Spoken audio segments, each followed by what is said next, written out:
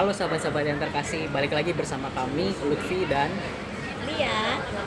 kali ini pada series Detik Talk kali ini, episode kali ini kita akan bahas tentang PDKT. Wah, seru banget nih. Apalagi buat mereka-mereka, buat kamu-kamu nih yang sedang berjuang buat mendapatkan hatinya ya. Nah, mau tahu keseruannya apa aja dan kita akan bahas apa aja, tetap terus stay tune ya.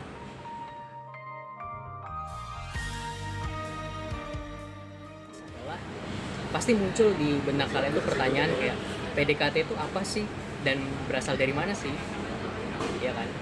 Kalau menurut aku sendiri PDKT itu memang benar proses pendekatan dan awal dari PDKT itu berasal dari ketika cowok single dan cewek single. Mereka kedua ini dua-duanya sama-sama utuh dan mereka tuh berjumpa untuk saling mengenal. Nah, dari situ proses pendekatan dimulai. Nah, kenapa aku bilang utuh? Cowok single maupun cewek single itu sebelum masuk dalam proses pendekatan keduanya ini harus sama-sama utuh. Utuh dalam artian itu kayak mereka bisa berdamai dengan diri mereka sendiri, kayak meskipun mereka terlahir seperti ini, mereka bisa bersyukur atas kelahiran mereka itu. Kayak misalnya kayak gimana ya, ini penting banget karena kalau nggak bisa berdamai dengan diri sendiri, maka mereka akan menjadi pasangan yang minder. Pasangan gue ini perfect banget daripada gue, terus kayak minder gitu. Makanya penting banget buat berdamai sama diri sendiri. Terus untuk yang kedua itu dalam artian bisa mengampuni masa lalu. Supaya kenapa? Supaya pasangan yang sedang dalam masuk PDKT ini bukan menjadi pasangan yang pelampiasan karena masa lalu. Itu penting, kenapa harus mengampuni masa lalu. Nah, yang kedua itu adalah PDKT itu penting atau enggak sih? Apa langsung pacaran aja gitu? Menurut kamu gimana? Kalau menurut aku PDKT itu penting banget ya. Kalau kita nggak PDKT terus tiba-tiba udah jadian tuh kayak gimana gitu ya, kita nggak kenal dia tuh kayak gimana orangnya, kita nggak tahu visinya tuh kayak gimana, dan kita juga nggak tahu kehidupan dia tuh seperti apa. Bahkan PDKT aja tuh nggak menjamin kalau kita tuh tahu hidup dia gitu. Betul. Berarti penting banget buat PDKT karena PDKT adalah proses pengenalan ya gitu ya. Iya dong. Nah, terus yang menarik nih, pasti banyak banget yang bertanya, berapa lama sih waktu yang tepat gitu buat yang cocok buat dalam proses PDKT sampai menuju in relationship. Nah, kalau menurut kamu gimana kalau soal waktu? Kalau menurut aku waktu itu nggak bisa menentukan ya seberapa panaskah kita udah langsung melanjutkan ke dalam hubungan gitu. Tergantung dari fokusnya dan tergantung dari motivasinya. Jadi waktu itu nggak menentukan, tapi alangkah baiknya kalau kita tuh benar-benar mengenal banget dan jangan terburu-buru. Nah, berarti bisa dibilang waktu itu nggak menentukan kualitasnya gitu ya.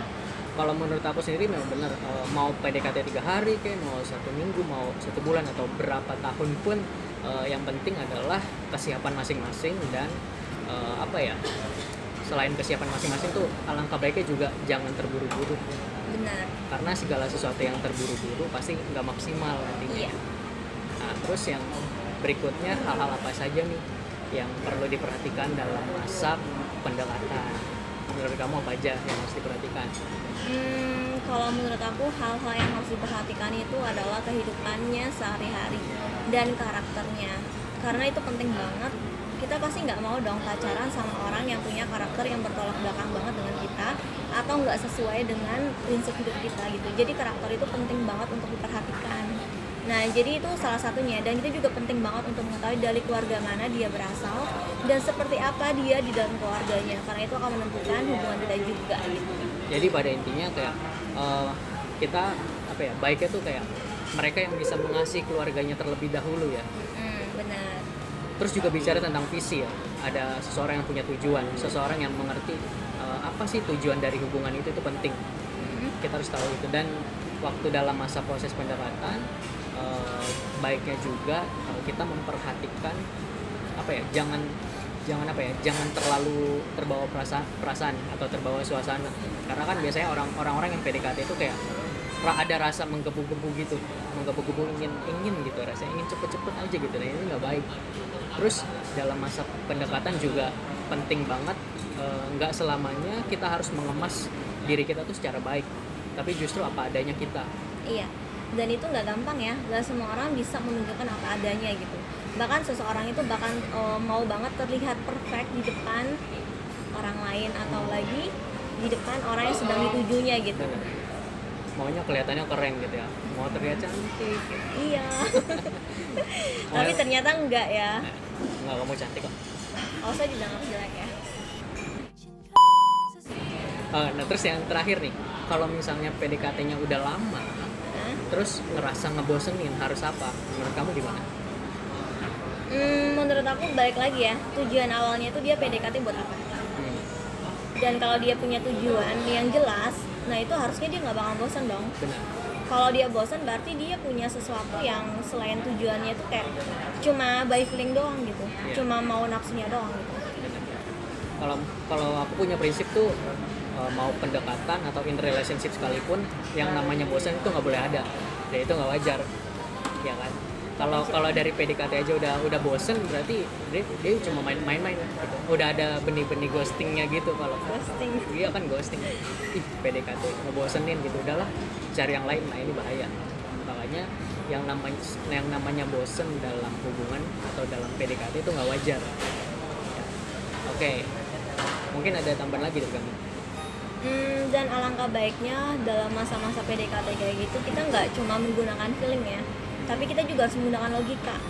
Jadi logika sama feeling itu harus berjalan bersamaan. Nggak boleh juga kita menggunakan logika secara 100% dan nggak boleh juga kita menggunakan feeling secara 100%.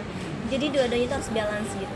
Ya, dan buat teman-teman yang mungkin sedang dalam masa pendekatan gitu, aku mau kasih tahu aja, jangan terburu-buru dan terus bawa dalam doa, karena memang ada usaha kita tapi ada bagian Tuhan gitu.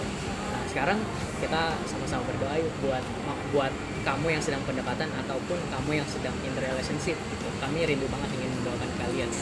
Yuk kita sama-sama berdoa. Terima kasih Tuhan buat hari ini, kami bersyukur Tuhan buat teman-teman kami yang boleh menonton acara ini Tuhan. Biarlah ya Tuhan buat setiap mereka yang sedang bergumul dengan pasangan hidup mereka atau yang sudah sedang membangun hubungan, biarlah Tuhan kokohkan hubungan ini Tuhan. Biar terjadi Tuhan value kerajaan surga Tuhan turun atas hubungan ini ya Tuhan. Terima kasih Tuhan, kami memberkati setiap laki-laki maupun perempuan, anak-anak kesayangan-Mu ya Tuhan, biar tetap terus berada di dalam visi Tuhan saja. Terima kasih Tuhan, terima kasih ya Bapa, di dalam nama Tuhan Yesus, haleluya.